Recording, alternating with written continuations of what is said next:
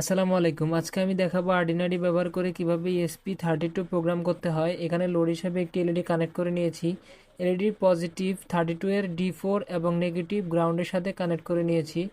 প্রথমে আমরা programming কেবলটিকে connect করে নিই এবং চলুন কম্পিউটার স্ক্রিনে দেখি কিভাবে প্রোগ্রাম করতে হয়। এই কম্পিউটার স্ক্রিনে আমরা আগে আর্ডিনারিটি ওপেন করে নিব। এখানে ESP32 প্রোগ্রাম আপলোড করার জন্য আমাদেরকে একটা ড্রাইভার ইনস্টল করতে হবে। তার জন্য আমরা চলে যাব বোর্ড ম্যানেজার। এখানে সার্চ করব ESP32।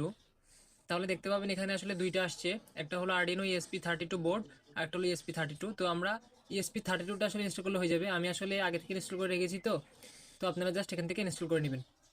আমি এখান থেকে বেরিয়ে যাচ্ছি, আমি চলে যাব টুলসে। টুলস থেকে যাব বোর্ড, বোর্ড থেকে যাব ESP32। এখান থেকে গেলে আপনি খুঁজে নেবেন ESP ডেভেলপমেন্ট মডিউল, দেখতে পাচ্ছেন এখানে, এতে ক্লিক করব। এরপর আমরা এখানে পোর্টটা সিলেক্ট করে নিব, আমাদের কম পোর্ট 6। আমরা এখানে জাস্ট ESP32টা লিখে নিব অ্যান্ড শো অল পোর্টস, ওকে। তারপর আমরা কি করব, আমাদের এটা কোড আছে, আমরা জাস্ট এটা এলইডি ব্লিঙ্ক করে দেখব। তার জন্য একটা কোড আমি এখানে কপি করে রাখছি, এই কোডটা আমি দিয়ে দিব। আপনারা চাইলে এই কোডটা দিয়ে এলইডি ব্লিঙ্ক করতে পারেন। কপি করে নিব, তারপর জাস্ট এখানে কোডটা পেস্ট করে দিব।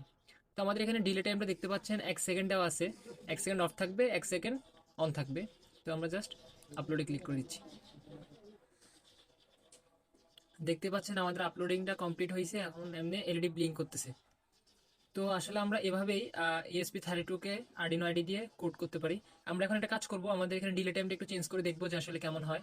আমরা এখানে 2 সেকেন্ড জ্বলবে, হ্যাঁ 2 সেকেন্ড জ্বলবে, 1 সেকেন্ড বন্ধ থাকবে, এরকম করে দিচ্ছি এবং আপলোড করে দিচ্ছি আবার। হ্যাঁ, এখন দেখতে পাচ্ছেন দ্বিতীয় কোডটি আপলোড হয়ে গেছে। দেখেন 2 সেকেন্ড চলতেছে, 1 সেকেন্ড অফ থাকতেছে। আশা করি বুঝতেছেন। তো আচ্ছা, একটা কাজ করি, আমরা ডিলে টাইমটা একবারে কমাই দিই। হ্যাঁ, একবারে কমাই দিয়ে দেখি যে আসলে কেমন হয়। আমরা এখানে 1/2 সেকেন্ড অ্যান্ড নিচে 0.3 সেকেন্ড দিই, দেখেন এখন কি হয়। দেখতে পাচ্ছেন আমাদের এবারে কোডটি আপলোড হয়ে গেছে আর এলইডিটা কত ফাস্ট ব্লিঙ্ক করতেছে। তো আমরা এভাবেই আমাদের চাইলে আমরা আমাদের মনের মতো বিভিন্ন রকম এলইডি, বিভিন্ন রকম সেন্সরকে ESP32 মাধ্যমে কন্ট্রোল করতে পারি। তো আজকের ভিডিও এতটুকুই। পরবর্তী ভিডিওগুলো পেতে হলে লাইক সাবস্ক্রাইব করে পাশে থাকুন।